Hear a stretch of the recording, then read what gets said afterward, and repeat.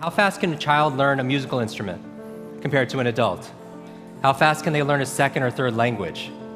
They learn fast, right? Because why? How many people you hear a song and it'll take you back to when you were a child? Raise your hand. How many people it's not a song, but maybe it's a fragrance or a food that will take you back decades? Because information combined with emotion became a long-term memory, right? Because we're not logical, we're what? We don't do things logically all the time. We do things what? Emotionally, right? Because we're not logical, we're biological. Everyone wants to write this down. All learning is state dependent. That the emotional state that you feel when you're learning something gets anchored to the learning. Does that make sense? By the way, what was the state that you felt back in school? Bored, and the other half of the class is like confused, right? Now, on a scale of 0 to 10, what's boredom? 0. Anything times 0 becomes what? 0, and that's why a lot of people don't remember what they learned. It's the emotional state. Does that make sense? We said that children are the fastest learners, right? That they have this curiosity and they play all the time.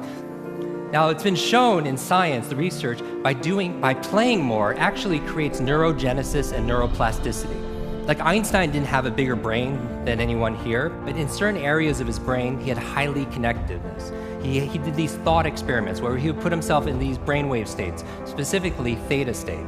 That's the state that you're in when you shower. That's the theta state. That's a relaxed state of creativity. You're inspired. You come up with new ideas. New things come out of you, right? And so he had more connections in certain areas. And so you could promote that by playing more. We live in an age where it's not your muscle power, it's more your mind power. The faster you can learn, certainly the faster you can earn, but not just financially, in all the areas of your life. I remember recently, I got to introduce two of my modern day superheroes. It was Stan Lee. And we're going to dinner. I remember asking Stan, I was like, I have to know, you've created all these incredible superheroes. Who's your favorite? And he looks at me without a blink. He's like, Iron Man. And then he's like, Jim, who's your favorite superhero? I was like, Spider-Man. And without a pause, he says, with great power comes... The opposite is also true. With great responsibility comes great power.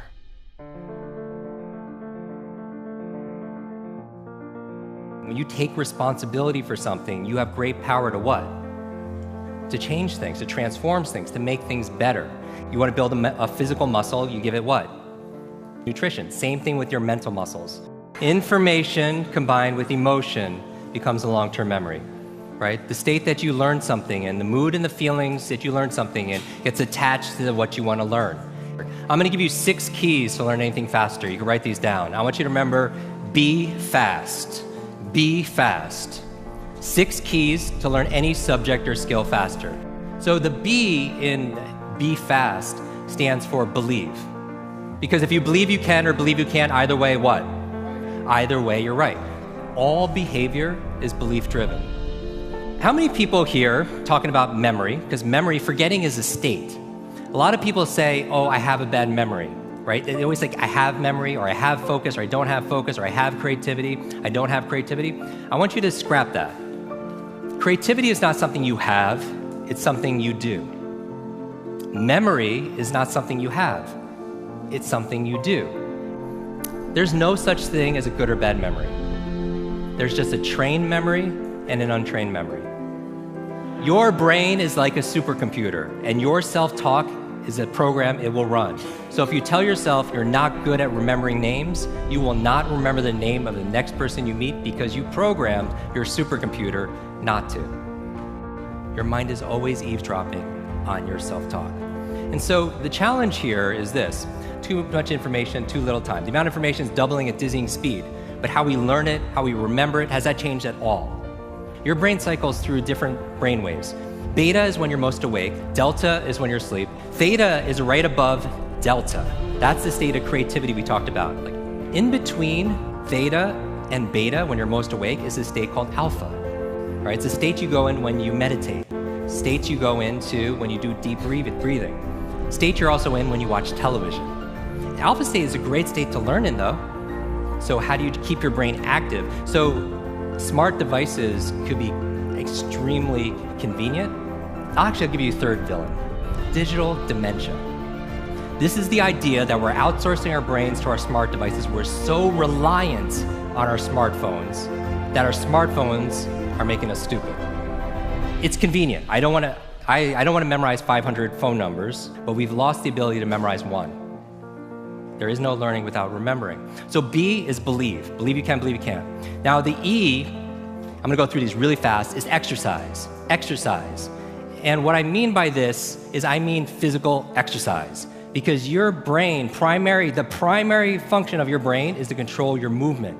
As your body moves, your brain grooves. If you want to learn any subject or skill faster, the F is to forget. Forget. A lot of people don't learn faster because they feel like they know it already, right? So you want to forget about anything else than what you're learning here, temporarily. The A in fast stands for active. You take notes, you ask questions, you participate in it. The S in fast stands for state, that all learning is state dependent. All learning is state dependent. I never want to learn in a bored state, right? Most people, like when they read, they're in a bored state. People wonder why they don't remember what they read. So control your state. Finally, the T in fast and B fast stands for teach. You learn with the intention of teaching it to somebody else. If you had to teach this to somebody when you got back home, your team, your family, your friends, would you learn it differently, right? So you learn with the intention of teaching to somebody else. Because when you teach something, you get to learn it twice. Let me close with this. When I got home, there was a package waiting for me. I opened up. I don't know if you could put this slide on, please. I opened it up, and there's this photograph. There's a photograph of me and the entire cast of X-Men. And even better than Halle Berry and Jennifer Lawrence and everything that's on there was the note from the chairman. It said this: Jim, thank you so much for sharing your superpowers with all of us. I know you've been looking for your superhero school since you were a kid. Here's your class photo. So my question for you is this: if you could go back to that child inside of you, that younger self, and right now tell them something that they need to hear, what would that be? And if you were to go in the future, 1 year, 2 years, 5 years, 10 years ahead in the future, I believe you have wisdom inside of you. I believe you have greatness inside of you. If you were to project 10 years ahead of time and look back on this day right now, what does your current self need to hear from your future self? I have a quote that I get quoted on more than anything else. It talks about an egg and stress, that your egg is like your life, that if an egg is broken by an outside force, life ends. But if it's broken by an inside force, life begins. And all great things begin on the inside. Thank you very much.